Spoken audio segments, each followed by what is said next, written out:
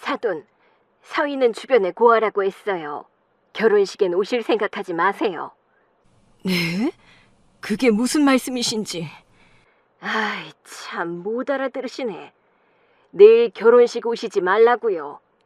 아니, 그래도 아들 결혼식인데 오지 말라뇨. 그럼 그렇게 알고 있을게요.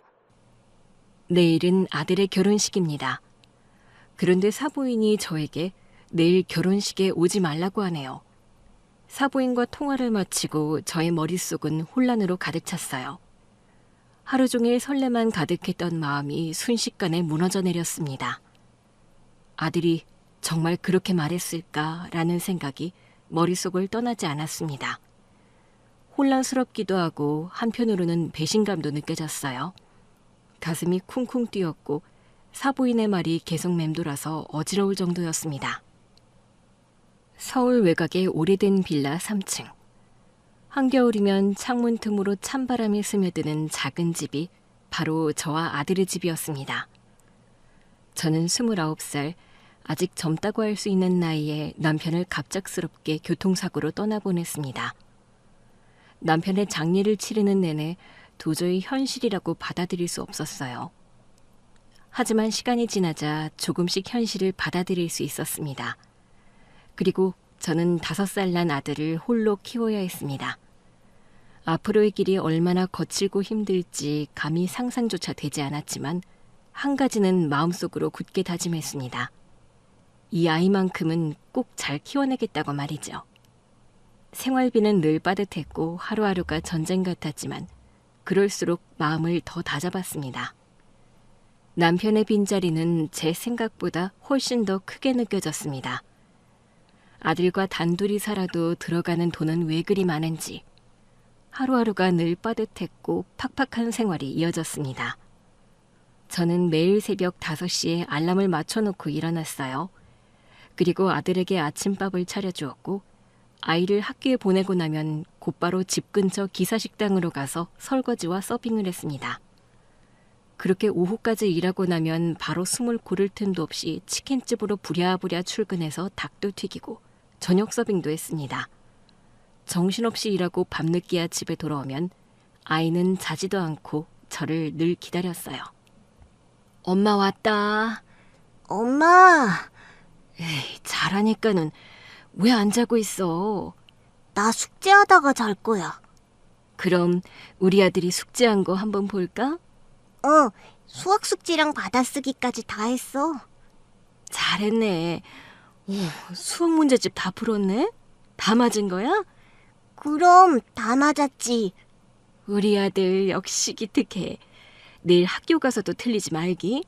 응, 당연하지. 항상 아들의 옆에 오래 있어주지 못하는 게 저는 늘 마음에 걸렸어요. 그래서일까 아이가 자고 있을 때 얼굴을 쓰다듬는 순간이 저한테는 하루 중 가장 소중했습니다. 이렇게 하지 않으면 당장 먹고 사는 것조차 힘들었기에 몸 여기저기 안 쑤시는 데가 없어도 버텼습니다. 그런데도 아들은 늘 웃는 얼굴로 투정 한 번 부리지 않았고 어린아이 때부터 일찍 철이 들어버렸습니다. 저는 일찍 철이 든 그 모습조차도 너무 안쓰러웠어요. 아들은 어려서부터 책상 앞에만 앉으면 시간 가는 줄 모르는 아이였습니다. 동네 도서관에 데리고 가면 책을 집어들자마자 순식간에 페이지를 넘기는 속도가 눈에 띌 정도였어요. 오죽했으면 그 모습을 본 사서들이 종종 다가와 말을 걸었습니다. 어머, 아이가 어쩜 저렇게 집중력이 좋아요? 꼭 크게 될 것 같네요. 책 읽는 눈빛부터가 달라요. 저는 아들을 칭찬하는 말을 들을 때마다 괜히 어깨가 으쓱대는 기분이었습니다.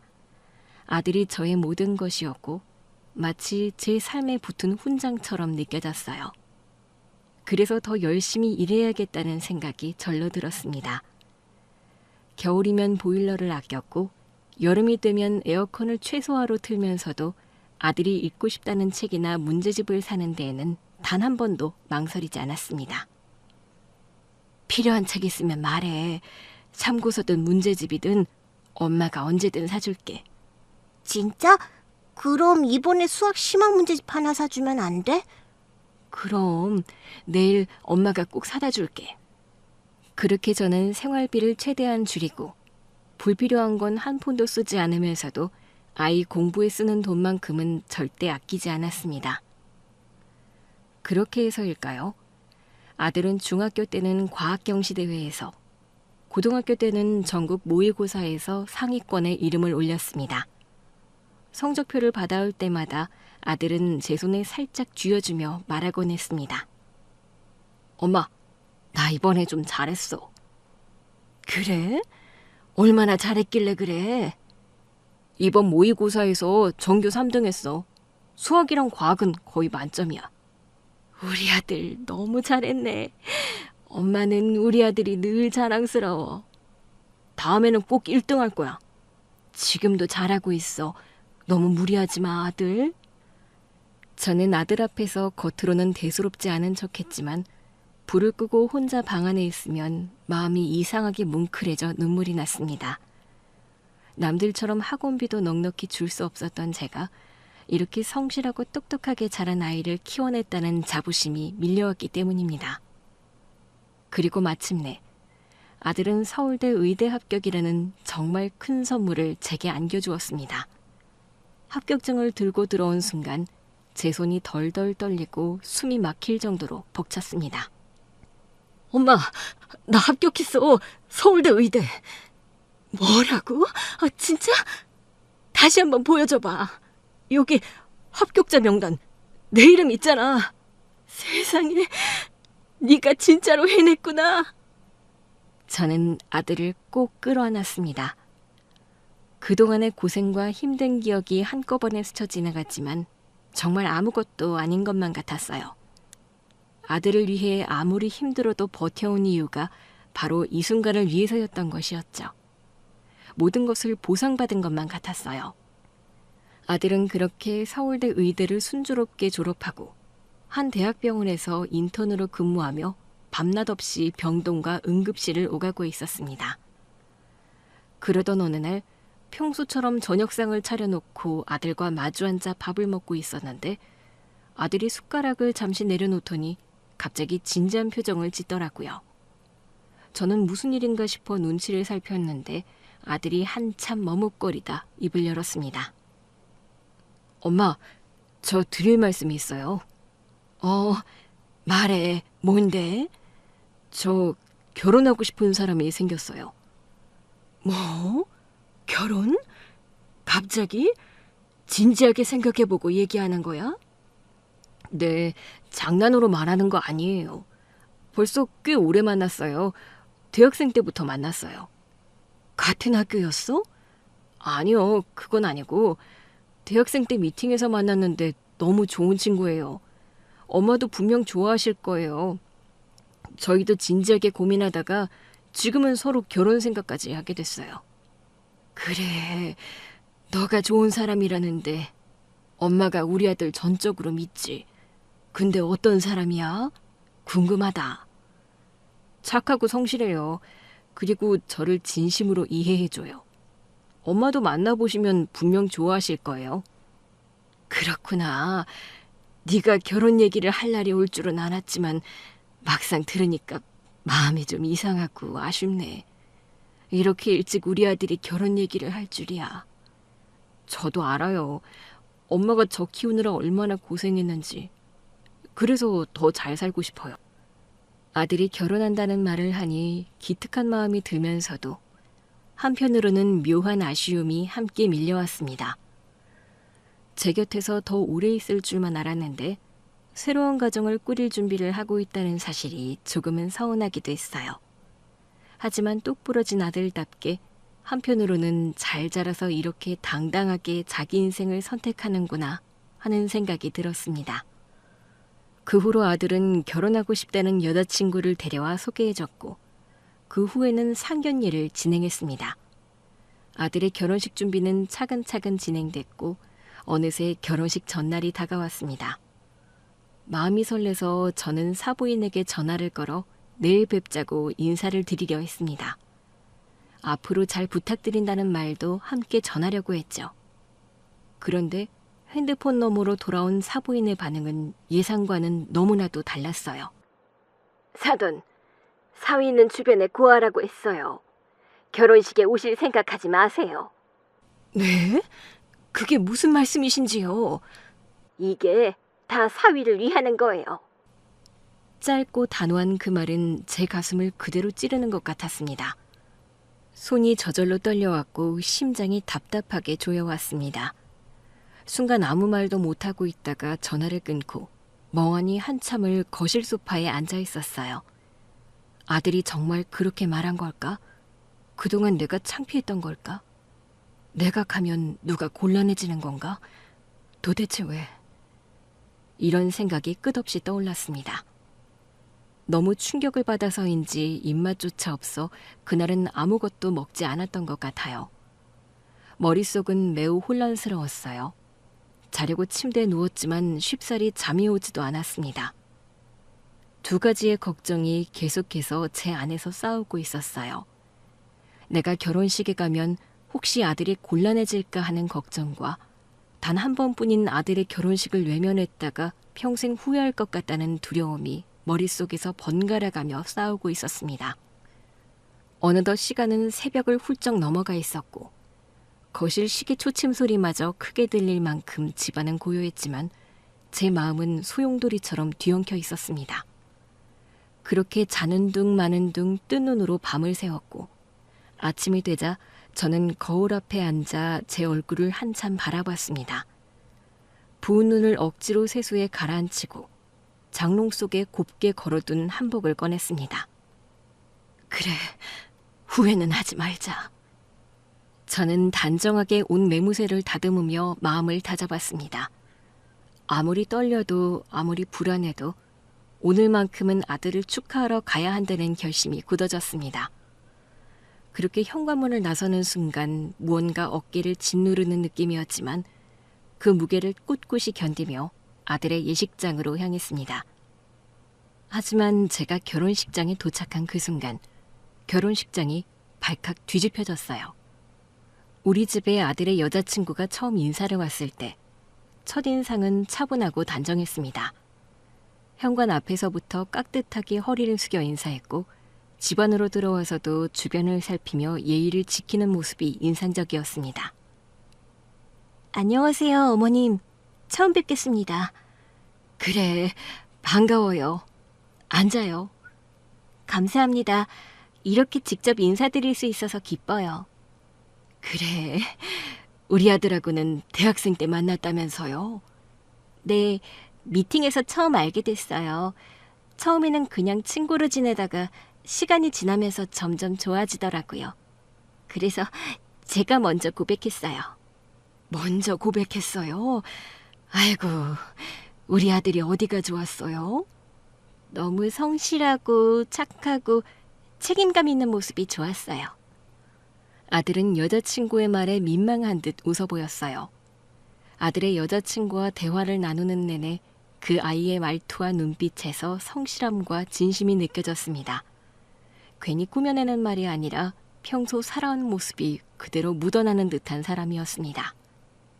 보니까 우리 아들 참 잘 챙기는 것 같아요. 저 부족한 점도 많아요. 근데 저한테 너무 잘해줘서 저도 더 잘하고 싶어요. 이제 둘이 결혼하려고 결심도 했으니까 잘 살겠지만 나는 다른 거 바라는 거 없어요. 싸우지 말고 둘이 행복하게 잘 사는 게 내 바람이에요.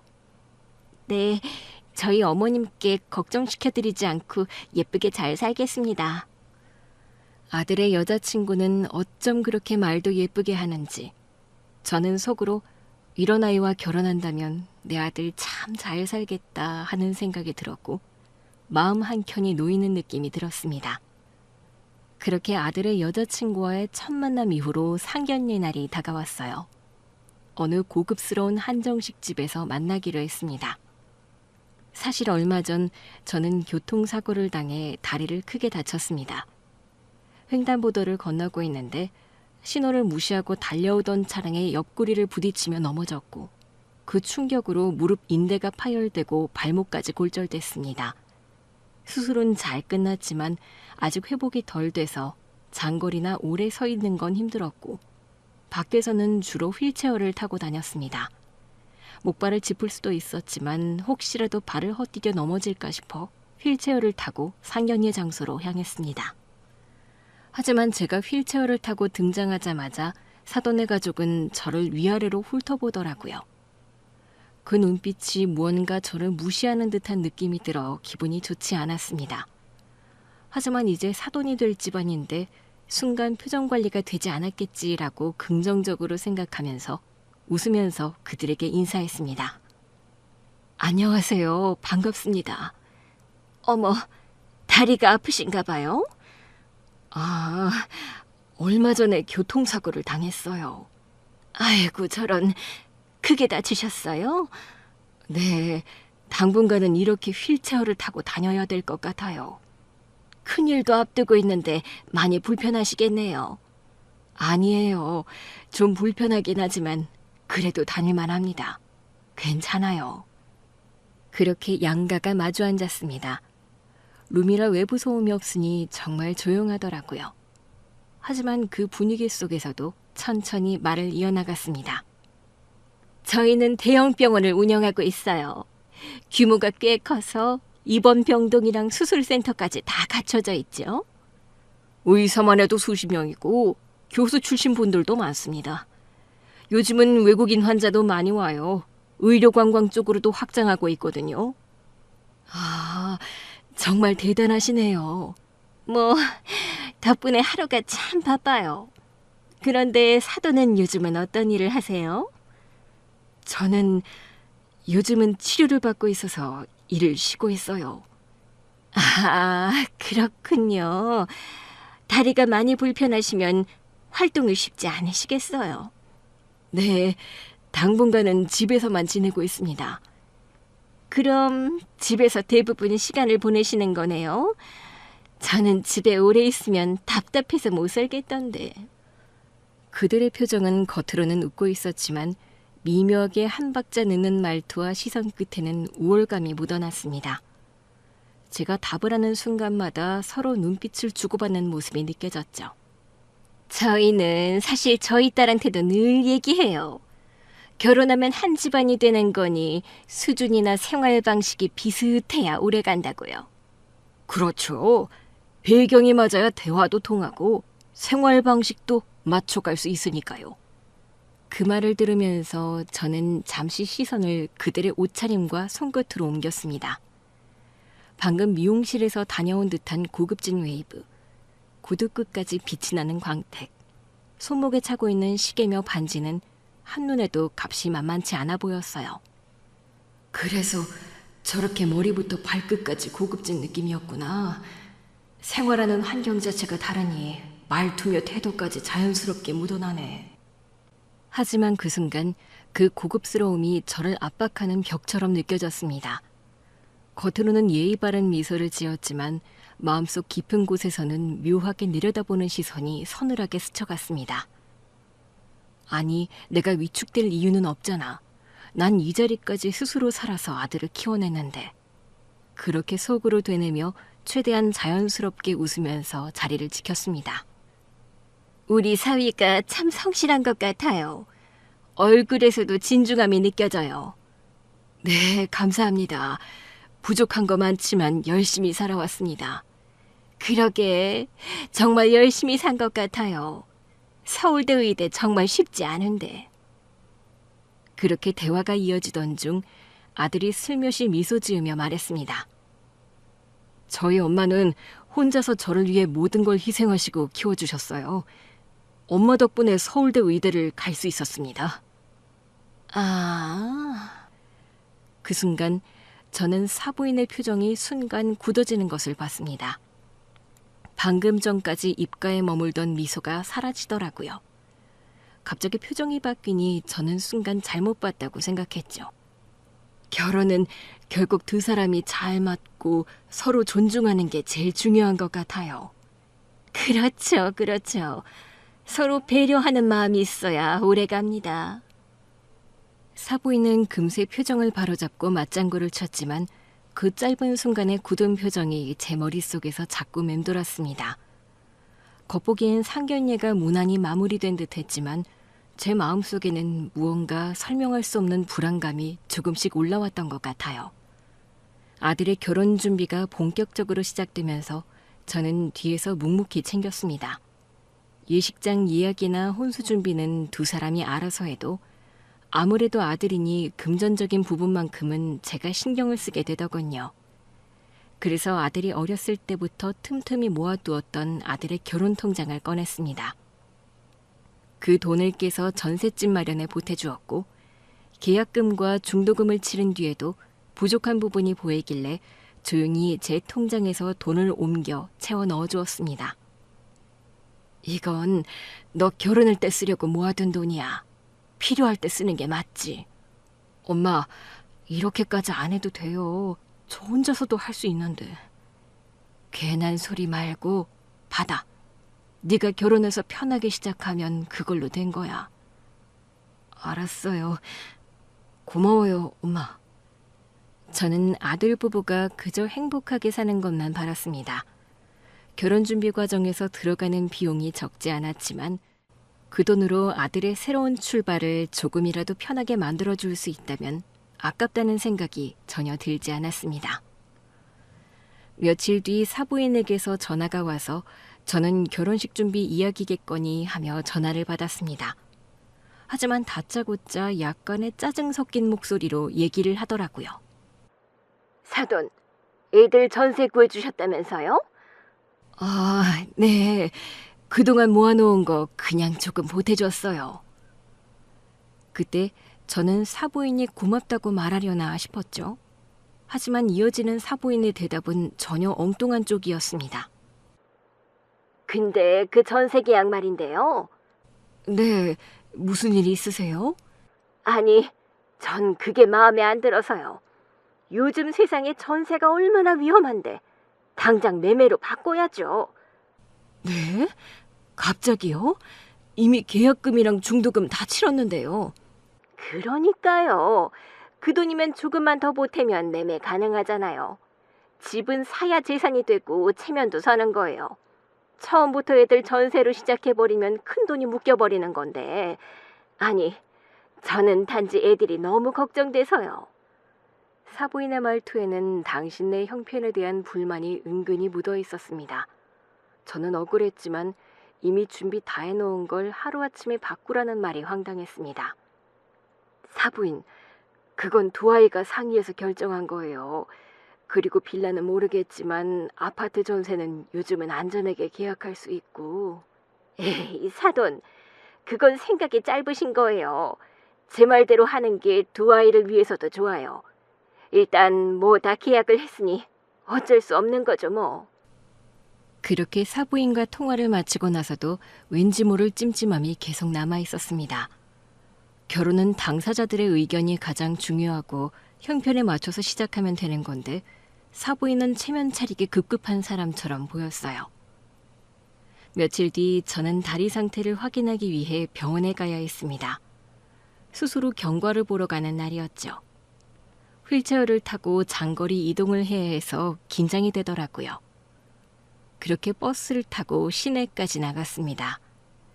그렇게 진료를 마치고 나오는 길, 목이 말라 근처 카페를 찾았습니다. 병원 주변이라 그런지 평일인데도 사람이 많더군요. 자리를 고르려고 카페 안을 둘러보다가 익숙한 뒷모습이 눈에 들어왔습니다. 그 뒷모습은 바로 사부인이었죠. 고급스러운 원피스에 진주 귀걸이까지 상견례 때처럼 완벽하게 차려입은 모습이었죠.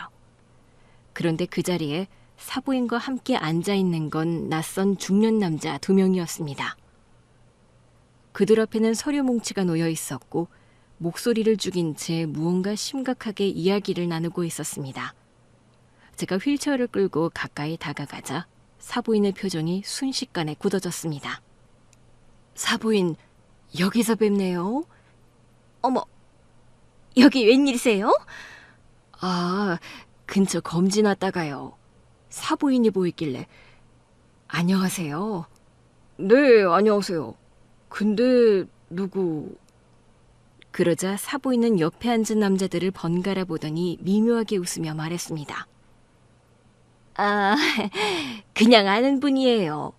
이분들은 예전에 알던 분들인데 잠깐 사업 얘기하고 있었어요. 결혼식 준비하다 보니 처리할 일도 많네요. 그냥 아는 분이라 저는 사부인의 미묘한 뉘앙스를 캐치했어요. 다른 사람들 앞에서는 저를 그냥 아는 분으로 소개하더라고요. 왜 사돈이라고 소개하지 않는 걸까 괜히 거슬렸습니다. 그 뒤로 사부인이 곁눈질로 제 표정을 살피는 게 느껴졌습니다. 저는 더 묻지 않고 자리를 떴지만 돌아오는 길 내내 그 모습이 마음에 걸렸습니다. 왜 내가 나타나니까 저렇게 당황했을까? 다른 사람들한테는 왜 사돈이라고 하지 않았을까? 그날 이후로 사부인의 말과 행동은 머릿속에서 지워지지 않았습니다. 그리고 그 불편한 예감은 결혼식 당일 현실이 되어버렸습니다. 드디어 아들의 결혼식 전날이 되었습니다. 저는 내일 뵙자는 인사차 사부인에게 전화를 걸었습니다. 앞으로 잘 부탁드린다는 말도 덧붙이고 그동안 결혼 준비를 하느라 서로 고생 많았다는 인사도 전하고 싶었습니다. 전화를 걸기 전까지는 마음이 꽤 설렜습니다. 이제 정말 내 아들이 가정을 꾸리는구나. 내일이면 한 집안의 가장이 되는구나 하는 생각이 머릿속에 가득했죠. 그런데 핸드폰 너머로 들려온 사부인의 말은 제 예상을 완전히 빗나갔습니다. 네, 여보세요? 사부인 안녕하세요. 드디어 내일 뵙겠네요. 사돈, 내일 오시게요? 네? 사돈, 사위는 주변에 고하라고 했어요. 결혼식엔 오실 생각하지 마세요. 네? 지금 뭐라고 하셨어요? 이게 다 사위를 위하는 거예요. 사부인의 말을 듣는데 숨이 턱 막히더라고요. 잘못 들었나 싶어 다시 물었지만 돌아온 대답은 한치의 흔들림도 없는 단호한 말뿐이었습니다. 제가 가면 안 된다는 말씀이신 거예요? 네, 사위가 고하라고 얘기하고 다녔는데 괜히 사돈이 나타나시면 우리 사위가 곤란해질 거 아니에요. 괜히 복잡하게 만들지 말고 이해해 주세요. 제가 아들한테 직접 물어볼게요. 왜 그렇게 말했는지. 아니요, 그러지 마세요. 결혼식 전날이라 정신도 없을 텐데 그런 얘기까지 들으면 사위 마음만 상하죠. 하지만 저는 사돈, 제 말 좀 들어주세요. 지금은 그냥 조용히 넘어가 주시는 게 서로를 위한 겁니다. 괜히 시끄럽게 만들면 결혼식 분위기만 흐려져요. 사부인과의 짧은 대화가 저를 너무 아프게 했습니다. 전화를 끊고 난 뒤에도 사부인의 말이 귓가에 계속 맴돌았죠. 아들이 정말 저런 말을 한 걸까? 내가 가면 뭐가 복잡해진다는 거지? 혹시 나를 창피해하는 건가? 설마 내가 지금 휠체어를 타고 있어서? 별의별 생각이 꼬리를 물었고 머릿속이 하얘져 멍하니 한참을 서 있었습니다. 거실 소파에 앉아 있었지만 앉아 있는 건지도 모를 만큼 정신이 없었고 시간 감각조차 흐려졌습니다. 저는 답답한 마음에 아들에게 직접 전화를 걸까 하다 사부인의 말대로 결혼식 전날 괜히 아들의 마음만 심란해질까 싶어 그만두었습니다. 그날 저녁 밥을 먹는 것도 건너뛰고 머릿속에 온갖 생각들만 가득했어요. 자존심이 상하는 마음과 혹시라도 아들이 곤란해질까 하는 걱정이 번갈아가며 밀려왔습니다.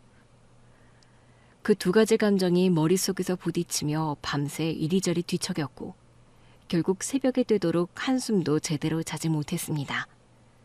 해가 뜨고 날이 밝아오자 저는 겨우 결정을 내렸습니다.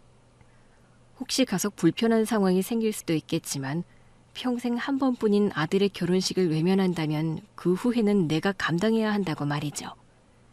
그렇게 저는 한복을 꺼내어 매무새를 가다듬고 거울 속 제 얼굴을 한참 바라본 뒤 예식장으로 향할 준비를 시작했습니다.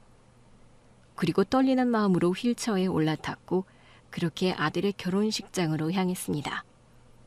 결혼식장에 도착한 제 스스로 심장이 두근거리는 소리를 들을 수 있을 만큼 긴장한 상태였습니다. 식장 입구에서부터 깊게 숨을 들이마시고 떨리는 마음을 진정시키려 했지만 쉽지 않았습니다. 휠체어를 밀며 식장 로비로 들어서자 하객들의 웃음소리와 꽃향기가 한꺼번에 밀려왔습니다. 로비 한가운데서 사부인이 하객들을 향해 환하게 웃으며 인사하고 있었습니다. 깔끔하게 올린 머리, 은빛 브로치가 달린 고급 한복 차림을 하고 있더라고요. 그런데 저를 발견한 순간 그녀의 표정이 눈에 띄게 변했습니다. 방금 전까지 활짝 웃던 입꼬리가 서서히 내려앉고 이마 사이에 주름이 깊게 잡혔습니다.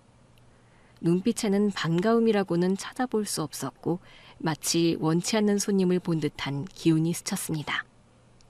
결국 오셨네요. 그 말은 웃음기 없는 목소리로, 그러나 하객들이 들을 수 없을 만큼 낮게 흘러나왔습니다. 저는 잠시 숨이 막히는 듯 했지만 아무렇지 않은 척 고개를 끄덕였습니다. 그럼요. 아들 결혼식인데 꼭 와야죠. 사부인은 잠시 저를 위아래로 훑어보더니 억지로 입꼬리를 올려 다시 하객들에게 시선을 돌렸습니다. 그때 사부인을 향해 지인 2명이 반갑게 오더라고요. 어머, 축하드려요. 와줘서 너무 고마워요. 그런데 이분은? 아, 이쪽은 신랑 측 가족분. 안녕하세요. 저 신랑 엄마입니다. 어머, 그렇군요. 처음 뵙겠습니다. 네, 반갑습니다. 그 순간 사부인의 지인의 표정이 미묘하게 변했습니다. 저는 그 표정을 놓치지 않았습니다. 분명 방금 전까지는 환하게 웃던 얼굴이었는데 신랑 엄마라는 제 소개에 순간 멈칫한 겁니다. 그 짧은 순간에도 제 머릿속은 바쁘게 돌아갔습니다. 왜 저런 표정을 짓는 거지? 혹시 무슨 얘기를 듣고 온 건가? 그때 사부인은 황급히 지인들을 식장 안으로 밀어넣다시피 하더라고요. 자, 곧 식 시작하니까 어서들 자리 잡아요. 아, 네. 설마 저 사람들도 우리 아들이 고아라고 했다는 걸 믿는 건가? 그런데 사부인도 무언가를 숨기는 듯한 느낌이 들기도 했습니다. 지난번 카페에서 만났을 때처럼요. 아들의 결혼을 준비했던 과정 내내 저를 무언가 어색하게 만들었던 사부인의 태도가 떠올랐습니다. 저의 마음 한켠에서는 조금씩 무언가 의문이 피어오르고 있었습니다. 저는 더 이상 말을 잇지 않고 휠체어를 천천히 밀어 식장 안으로 들어갔습니다. 신랑 부모님석 쪽으로 휠체어를 밀며 천천히 다가갔죠. 혹시 누군가 저를 이상하게 보고 있는 건 아닌가 하는 생각이 스쳤지만 마음속으로는 아들 결혼을 축하하러 온 거다. 그 마음 하나면 된다고 다짐하며 자리에 앉았습니다. 그런데 제가 자리를 잡자마자 주변에서 작은 웅성거림이 일기 시작했습니다. 저분은 누구야? 신랑 어머니 아니야? 아니, 신랑 구하라고 했었는데? 등 뒤에서 묘하게 집중되는 시선이 느껴졌고 그들끼리 속삭이며 말을 해도 제 귀에는 선명하게 들어왔습니다. 순간 어깨가 움츠러드는 것 같았지만 애써 표정을 숨기려고 노력했어요. 지금 이 자리에서 제가 반응하면 오히려 더 시선이 쏠릴까 봐 아무렇지 않은 척 더욱 어깨를 피려고 했습니다.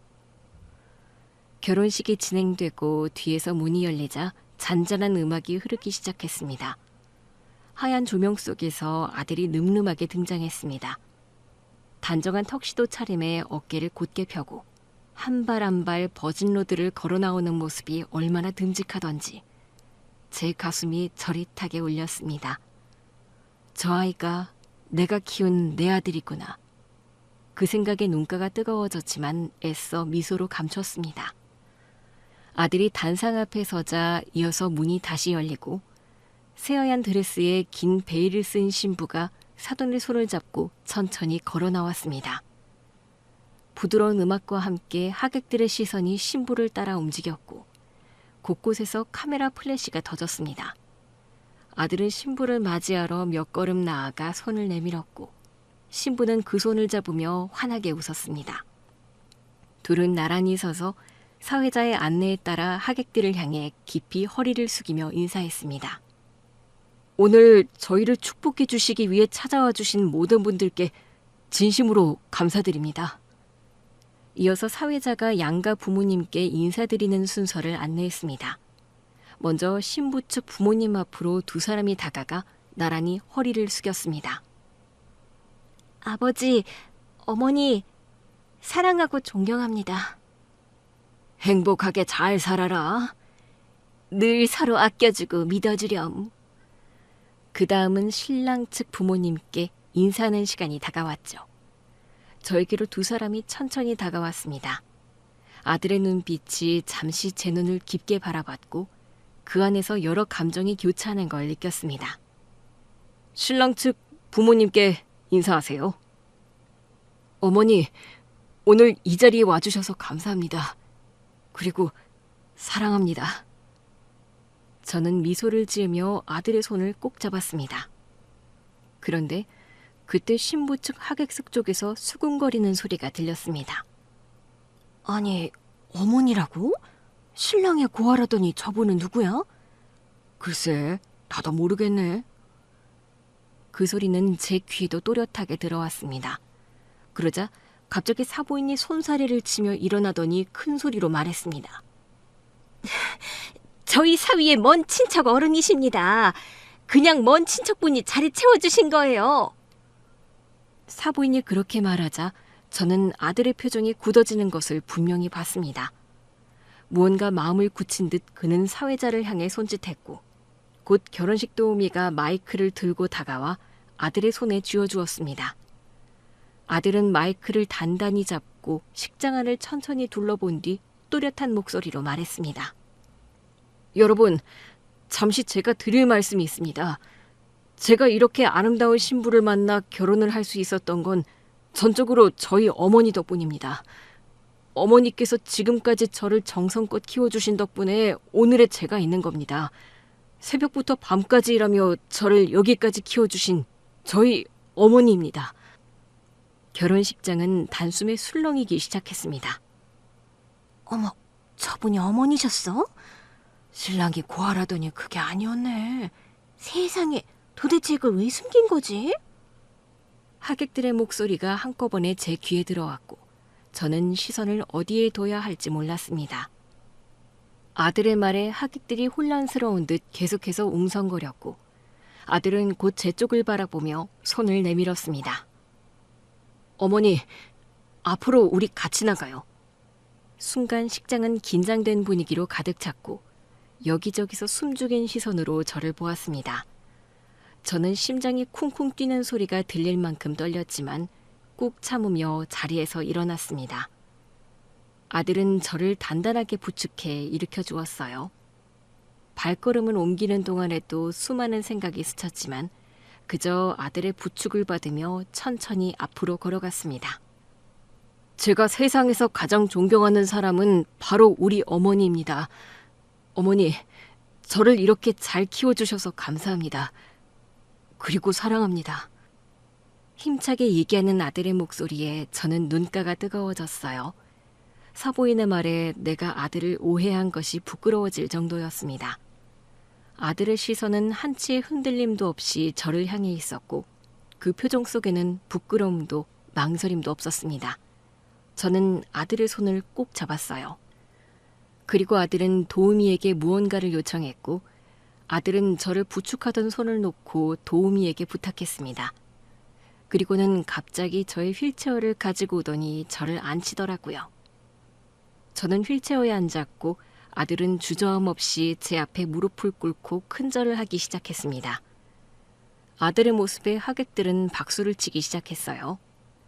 저는 갑작스런 아들의 큰절에 너무 벅차면서도 당황스러워 얼른 손사래를 치며 아들을 일으키려 했습니다. 뭐 하는 거야? 어서 일어나. 아니에요. 오늘 이 자리는 어머니 덕분에 있는 자리입니다. 일부 하객들은 눈시울이 붉어진 채 저와 아들을 번갈아 바라봤고 또 다른 하객들은 저희를 보며 속삭였습니다. 아이고, 저런 효자가 다 있네. 고아라더니 다 거짓말이었네. 몇몇 하객들은 핸드폰으로 저희를 촬영하기도 했죠. 하지만 저희를 보는 사부인의 표정은 매우 딱딱했어요. 아무 말도 하지 못한 채 주변을 의식하는 것인지 시선을 이리저리 옮기며 어찌할 바를 모르는 것 같았죠. 아들은 그렇게 저에게 3번의 큰절을 한 뒤 저를 따뜻하게 안아주었습니다. 그 순간이었어요. 갑자기 식장 문이 거칠게 열리더니 경찰관 몇 명이 빠른 걸음으로 들어왔습니다. 갑작스러운 경찰관의 등장에 하객들은 너무 놀라 무슨 일인지 그저 바라보기만 했죠. 경찰관들은 주저없이 신부 가족 쪽으로 향했고 단호한 목소리가 울려 퍼졌습니다. 사기죄 혐의로 체포합니다. 그 말에 하객들은 술렁이기 시작했고 신부 가족 쪽에서는 당황한 표정이 역력했습니다. 사부인과 사도는 하얗게 질린 얼굴로 급히 자리에서 일어나 무언가 말을 하려 했습니다.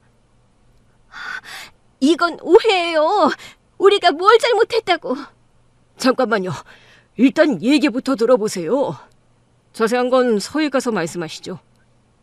경찰관은 조금도 망설이지 않고 그들에게 다가가 그들의 손목에 수갑을 채웠습니다. 결혼식장에서는 도저히 어울리지 않는 진귀한 풍경에 하객들은 서로를 바라보며 믿기지 않는다는 표정을 지었습니다. 저는 그 광경을 보며 왜 사부인이 결혼식에 오지 말라 했는지 서서히 짐작이 되기 시작했습니다. 사기라고? 아니, 무슨 사기야? 혹시 그 병원 투자 얘기 아니야? 사람들의 목소리가 점점 커지며 식장은 술렁거렸습니다.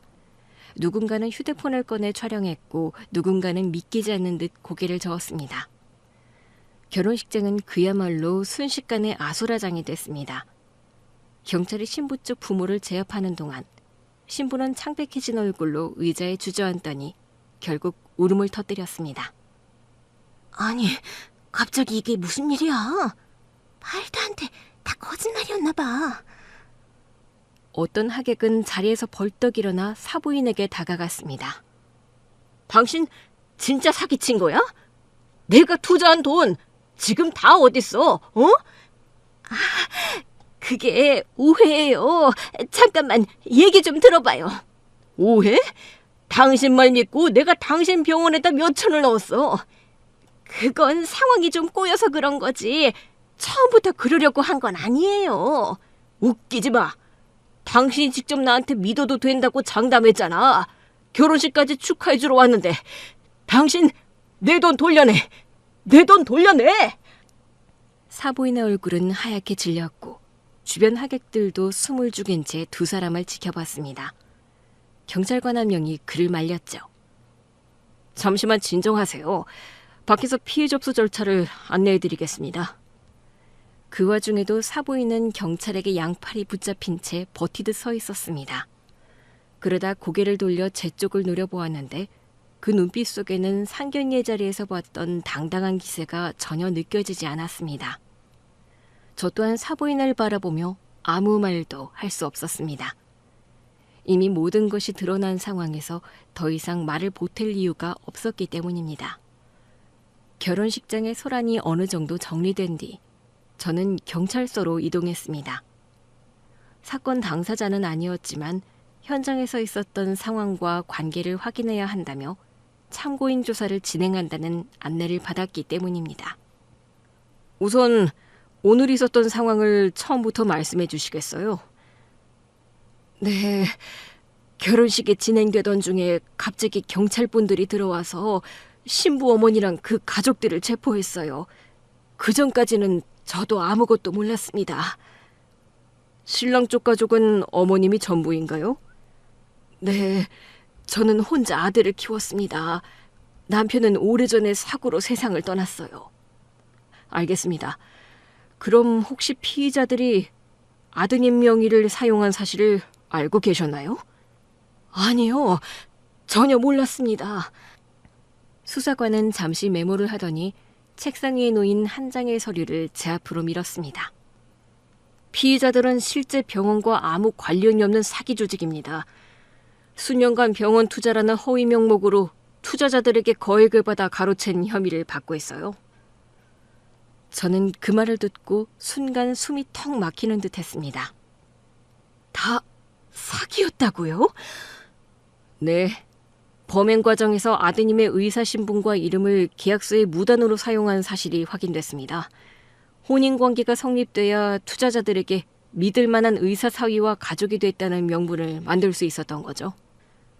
아들은 사돈네가 자신의 의사신분을 서류에 올린다는 사실은 알고 있었지만 그게 불법일 거라고는 전혀 생각하지 못했다고 했습니다. 장모님이 그러더라고요. 병원 신뢰도를 높이려면 의사 이름이 필요하다고요. 홍보용이라고 투자자들이 안심할 수 있게 잠깐만 빌려 쓰는 거라고 했어요. 그런데 너는 왜 그걸 그냥 믿었어? 결혼할 집안이니까 괜히 의심하면 안 될 것 같았어요. 그동안 잘해줬던 것도 있고. 병원 일이랑 결혼 준비가 겹쳐서 정신이 없었거든요. 깊이 따져 묻질 못했어요. 저는 그 말을 들으며 속이 답답해졌습니다. 믿었던 사람들이 이렇게 교묘하게 속였다는 사실에 화가 났지만 아들의 표정에는 이미 깊은 자책이 묻어나 있었습니다. 경찰 조사에서 이 모든 것이 수년간 이어진 병원 투자 사기였다는 게 드러나자 아들은 한참 동안 말이 없더니 낮게 한숨을 내쉬었습니다. 내가 조금만 더 의심했더라면. 그는 그렇게 말하며 고개를 떨궜고 두 손으로 주먹을 꽉 쥐더라고요. 저는 괴로워하는 아들의 모습을 보며 괜히 마음이 아팠습니다. 이미 모든 잘못은 사돈네에게 있었고 아들은 단지 그들의 수법에 휘말린 것이었으니까요. 경찰서에서 조사가 모두 끝난 뒤 아들은 모든 혐의에서 벗어났습니다. 조사 결과를 정리하던 담당 수사관이 서류를 넘기며 상황을 자세히 설명했습니다. 피의자들은 수년간 병원 투자 명목으로 투자자들에게 거액을 받아 가로챈 혐의를 받고 있습니다. 실제 병원과는 전혀 무관한 조직이었고 피해자들을 안심시키기 위해 아드님의 의사신분과 이름을 무단으로 사용했습니다. 특히 아드님에게 가족이 없다는 고화 설정을 만들어서 아드님의 배경을 캐묻는 사람이나 진짜 가족이 나타나 거짓말이 들통날 가능성을 아예 막으려 했습니다. 이 과정에서 아드님은 전혀 모르는 사이에 명의만 이용당한 것으로 확인됐습니다. 그러니까 제 아들은 아무것도 모른 채 이름만 썼다는 거군요. 맞습니다. 신분과 이름만 이용당했을 뿐 직접적인 가담한 흔적은 전혀 없었습니다. 당연히 아들이 그들의 사기 행각에 가담하지 않았다는 것은 알았지만 그래도 이렇게 깔끔하게 해결이 되어 비로소 안심할 수 있었습니다. 사돈이 될 뻔했던 그 사람들에 대한 분노와 허탈함이 동시에 밀려왔지만 적어도 아들이 깨끗하게 혐의를 벗었다는 사실 하나만큼은 마음을 조금 놓이게 했습니다. 아들의 결혼은 결국 그렇게 파토가 났습니다. 예식장에서 며느리가 될 뻔했던 여자는 울먹이며 제 앞으로 다가왔었죠. 정말 죄송합니다. 저는 아무것도 몰랐어요. 그녀의 얼굴에는 부모님에 대한 배신감이 가득 느껴졌어요. 저는 그 여자의 말이 진심이라는 걸 느꼈고 그걸 더 묻거나 따질 마음은 없었습니다. 알았어요. 가서 가족분들하고 이야기 잘 하세요. 그녀는 짧게 고개를 숙인 뒤 돌아서며 또 한 번 흐느꼈습니다. 그 모습을 마지막으로 본 뒤 저는 그 후로 그녀를 볼 수 없었습니다. 마지막 경찰 조사를 받고 집으로 돌아온 아들은 현관문을 닫자마자 신발만 대충 벗고 소파에 털썩 주저앉았습니다. 저는 일부러 아들에게 말을 건네지 않고 기다렸습니다. 그러자 아들이 힘없이 웃으며 고개를 떨궜습니다. 엄마, 내가 그분들을 다 막았어야 했는데 죄송해요. 네가 왜 죄송해? 네 잘못 아니야. 이제 끝난 거야. 다시 시작하면 돼. 그래도 내가 조금만 더 잘 살펴봤으면 엄마가 이런 일 겪지 않았을 텐데. 네가 뭘 잘못했다고 그래. 속인 건 그 사람들이지. 너 아니야. 그런데도 마음이 편하질 않아요. 저는 아들의 손을 꼭 잡았습니다. 마음 편하게 먹어. 중요한 건 네가 잘못한 게 없다는 거야. 앞으로는 조심하면 돼. 엄마는 네 편이야. 사건이 정리된 후 아들은 다시 병원 일에 온전히 집중하기 시작했습니다. 새벽같이 나가 밤늦게 들어오는 날이 많았지만 피곤에 지친 얼굴 속에서도 환자를 대하는 눈빛은 예전보다 훨씬 단단해져 있었습니다. 예전에는 단순히 의사로서의 의무감이었다면 이제는 환자의 삶과 가족까지 책임져야 한다는 무게를 스스로 짊어진 듯 보였습니다. 그런 아들을 바라보면서 저는 속으로 이 아이를 끝까지 믿어주길 잘했다는 생각이 들었습니다. 요즘 힘들지 않니? 얼굴이 많이 상했네. 괜찮아요, 엄마. 힘든 건 잠깐이죠. 예전 같았으면 이런 일 버티지도 못했을 거예요. 네가 이렇게까지 버텨주니 엄마가 고맙네. 내 옆에는 엄마가 있잖아요. 그 말을 들었을 때 저는 결혼식장에서 아들이 단상에 서서 했던 말이 떠올랐습니다. 어머니가 없었다면 오늘의 저는 존재하지 않았습니다. 그날의 그 목소리, 아들의 표정이 제 마음 깊이 각인돼 아직도 생생합니다. 저는 그 말을 평생 마음속에 간직하며 살아가려고 합니다. 비록 그 결혼식은 파국으로 끝났지만 그 일을 겪으며 우리 모자는 서로를 향한 믿음과 사랑을 더 단단히 붙잡게 되었습니다.